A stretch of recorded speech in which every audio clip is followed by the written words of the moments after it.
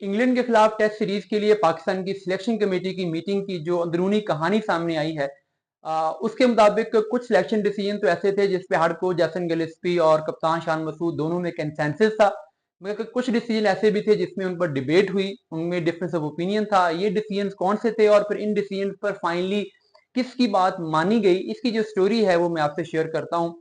देखें, जो जिन डिसीजन पे बहस हुई उनमें जो पहला डिसीजन था वो अब्दुल्ला शफीक का था, और फाइनली दोनों ही अब्दुल्ला शफीक के नाम पे एग्री हुए, जैसन गिलेस्पी भी और शान मसूद भी, और दोनों ने एग्री किया कि हाँ ठीक है, उसमें टैलेंट है, हमें इसको बैक करना चाहिए।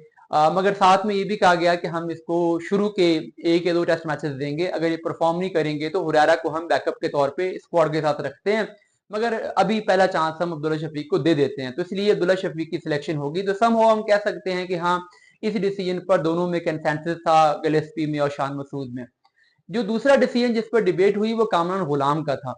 कामरान गुलाम को शान मसूद स्क्वाड में लेना चाह रहे थे। उनका ख्याल था कि मिडिल ऑर्डर में हमारे पास एक रिजर्व प्लेयर होना चाहिए, बट जो हेड कोच जैसन गिलेस्पी हैं वो इसकी मुखालफत कर रहे थे। उनका ये ख्याल था, उनका ये कहना था कि चूंकि हमारे पास पहले से ही मिडिल ऑर्डर में सारी पोजीशन सेट हैं, और बाबर हूँ, रिजवान हूँ या साउथ शकील हूँ, ये परफॉर्म करें या ना करें, हमने इनको चांस देना ही देना है।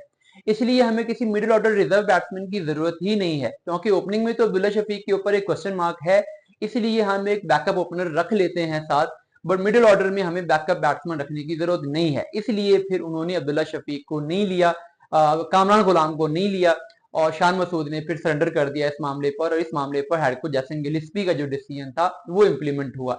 बाबर आजम पर कोई डिबेट नहीं थी, जाहिर है, रिजवान पे कोई डिबेट नहीं थी, साउथ शकील पे कोई डिबेट नहीं थी, आगा सलमान पे कोई डिबेट नहीं थी, उसके बाद सरफराज पर भी कोई डिबेट नहीं थी। जो नेक्स्ट पॉइंट ऑफ डिबेट था वो आमिर जमाल था, कि आमिर जमाल को लिया जाए या हम इसमें खुरम शहजाद को ले लें। खुरम शहजाद की इंजरी के बारे में कल दिन में काफी मुतज़ाद रिपोर्ट्स आती रही। पहले सुबह पीसीबी ने कहा कि हाँ वो फिट हैं, बट शाम में जब टीम सिलेक्शन की गई तो कहा गया अनफिट है, और उसकी जो रीजन करार दी गई वो ये थी कि चूंकि आमिर जमाल को ले रहे थे तो फिर ये कहा गया कि हाँ एक प्लेस खाली करनी है, तो चलो खुरम शहजाद को अनफिट डिक्लेयर करके एटलीस्ट जस्टिफाई कर दिया जैसे एक्शन डिसीजन को। और इस पर आमिर जमाल को लेने के मामले पर शान मसूद और जैसन गिलेस्पी दोनों ही ऑन बोर्ड थे कि हमें एक ऑलराउंडर की जरूरत है, इसलिए आमिर जमाल ठीक है, उसको ले लेते हैं।